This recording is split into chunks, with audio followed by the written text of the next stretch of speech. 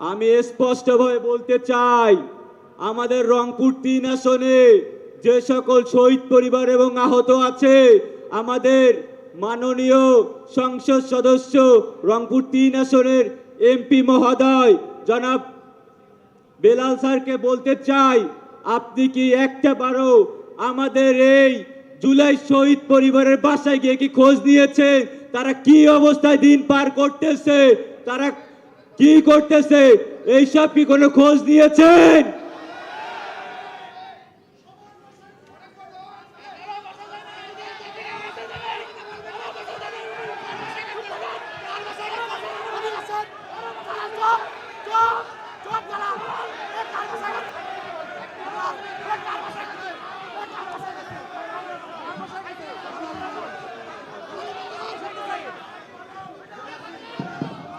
একটু বসেন, সবাই বসেন। এখানে আপনারা জুলাইটাকে আপনারা বিতর্কিত করতেছেন। একটু বসেন, সবাই বসেন।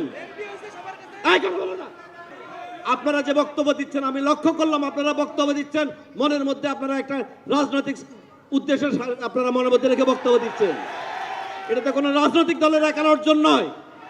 এই জুলাই যুদ্ধ, আজকে জুলাই যুদ্ধ হওয়াতে আমি 17 বছর এডিশনাল এসপি ছিলাম।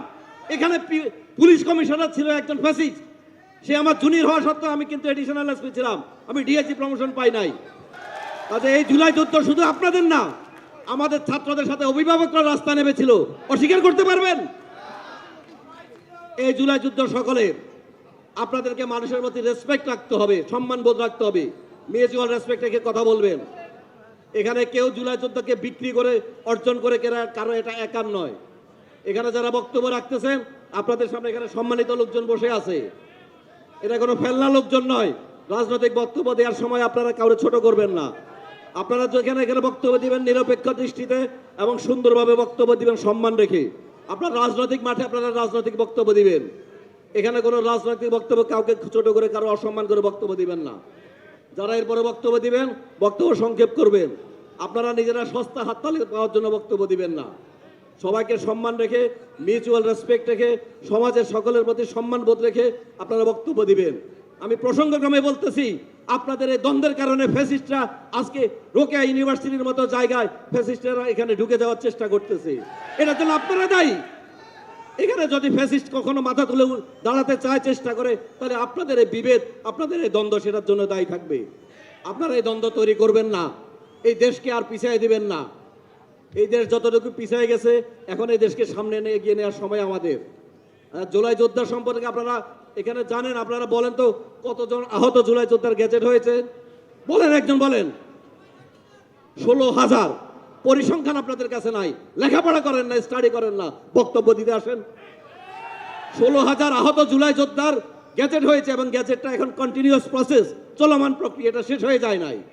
এই চলমান প্রক্রিয়ায় যারা বাদ পড়ছে যাচাই বাছাই চলতেছে, যেটা ফ্যাসিস্টের কেউ আবার জুলাই যোদ্ধা হিসেবে ঢুকে যেতে না পারে, গভর্নমেন্ট সে ব্যাপারে সতর্ক রয়েছে, মন্ত্রণালয় সতর্ক রয়েছে। আবার প্রকৃতি কেউ যেন বাদ না পড়ে সে ব্যাপারে সতর্ক রয়েছে। তো 16,000 এটা বড় সংখ্যা, 16,000-এর সংখ্যা আরো বাড়তেও পারে। কাজে এটা কন্টিনিউয়াস প্রসেস, এটা শেষ হয়ে যায় নাই। যারা বক্তব্য দিবেন সম্মান রেখে বক্তব্য দিবেন। আমি পুলিশ কমিশনার, এই রংপুর মেট্রোপলিটনের আইন শৃঙ্খলা দেখার দায়িত্ব আমার, এই হাউসের আইন শৃঙ্খলা দেখার দায়িত্ব আমার, মেট্রোপলিটন এলাকার পুলিশের আইন শৃঙ্খলা দেখার দায়িত্ব আমার। এখানে যারা সম্মানিত বসে আছেন এরা সম্মানিত লোক। এখানে যারা বসে আছেন জুলাই যোদ্ধা, জুলাই আহত পরিবার, নিহত পরিবার এখানে বসে আছেন। আপনারা যারা আছেন এখানে অনেকে আছে জুলাই যুদ্ধ করেন নাই, কিন্তু এখন আপনারা এখানে বড় বড় বক্তব্য দিন, বসেও আছেন, হাততালিও দেন, তাদেরকেও আমি চিনি।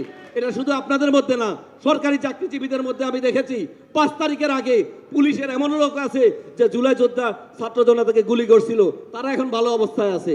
আমরা তো সহ্য করে যাচ্ছি, বুকটা ফেটে যায় কিন্তু সহ্য করে যাচ্ছি।